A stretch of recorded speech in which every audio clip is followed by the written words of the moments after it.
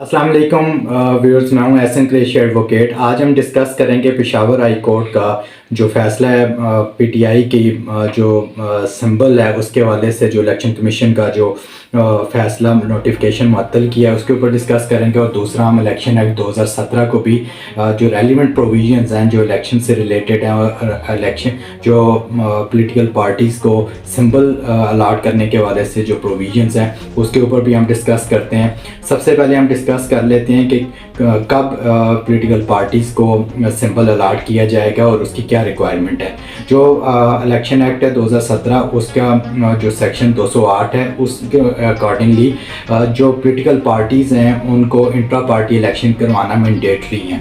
सबसे पहले intra party election करवाएंगे, उसके बाद 209 में है कि वो सर्टिफिकेट इलेक्शन कमीशन को सबमिट करेंगे कि हमने जो इलेक्शन करवाए हैं वो as per the constitution of the party करवाए हैं। और 210 जो सेक्शन है उसमें ये कि सोर्स ऑफ जो फंड है वो बताए, हर पॉलिटिकल पार्टी ने इलेक्शन कमीशन को बताना है कि हमारी जो सोर्स ऑफ फंडिंग है वो क्या है, वो उसकी डिटेल वो सबमिट करेंगे। उसके बाद 214 जो सेक्शन है उसमें जो इलेक्शन कमीशन ऑफ पाकिस्तान है उन्होंने एक लिस्ट सिंबल्स की एक लिस्ट जो है वो जारी करनी है। और उस सिंबल्स की लिस्ट जब जारी हो जाएगी तो उसके बाद जो है 215 जो सेक्शन है उसमें एलिजिबिलिटी क्राइटेरिया रखा गया है कि कब किस पॉलिटिकल पार्टी को कौन सा सिंबल अलाट किया जाएगा। वो एलिजिबिलिटी क्राइटेरिया क्या है, वो बेसिकली जो 208 में इलेक्शन इंट्रा पार्टी इलेक्शन है, 209 में सर्टिफिकेट्स हैं और 210 में जो सोर्स ऑफ फंड है, ये मेन क्राइटेरिया है कि ये उन्होंने बताना है। तो उसके बाद उनको जो सिंबल हैं वो अलॉट किए जाएंगे। ये एलिजिबिलिटी क्राइटेरिया है 215 में।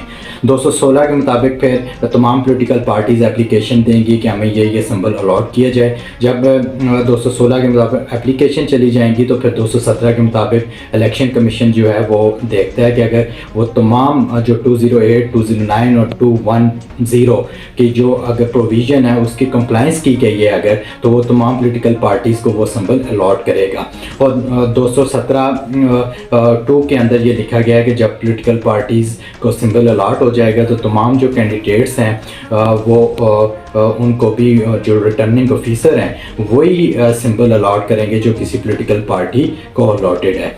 उसके बाद जो 218 है सेक्शन, उसमें ये लिखा गया है कि जब एक दफ़ा इलेक्शन कमीशन एक सिंबल अलॉट कर देता है तो फिर उसके बाद जो तमाम रिटर्निंग ऑफिसर हैं वही पॉलिटिकल पार्टी के कैंडिडेट्स को वही सिंबल अलॉट करेंगे।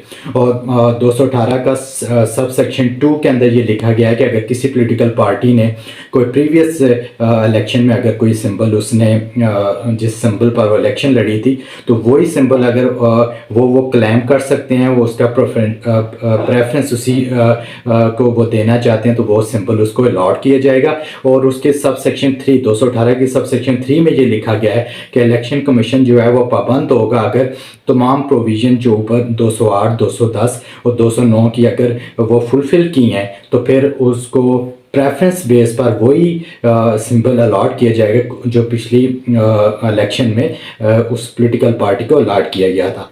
अब यही वजह है कि जो सिंबल है जब अलॉट कर दिया जाता है तो वो वापस नहीं लिया जा सकता, क्योंकि ये एक फंडामेंटल राइट है किसी भी पॉलिटिकल पार्टी का, उसके कैंडिडेट्स का, कि वो अपने पार्टी का जो सिंबल है अलॉटेड उसके एलोकेटेड उसके ऊपर जो है वो इलेक्शन लड़ सकें। यही वजह है कि आज ऑनरेबल जो पेशावर हाई कोर्ट के जस्टिस हैं उन्होंने इलेक्शन कमीशन का जो फैसला है वो बादी नज़र में इलीगल अनकॉन्स्टिट्यूशनल समझते हुए उसको उन्होंने मुअत्तल किया है और फर्दर मैटर सब जुडिस है। और बादी नज़र में यही नज़र आ रहा है कि वो जो नोटिफिकेशन है वो कल ख़त्म करा दिया जाएगा फर्दर प्रोसीडिंग्स में।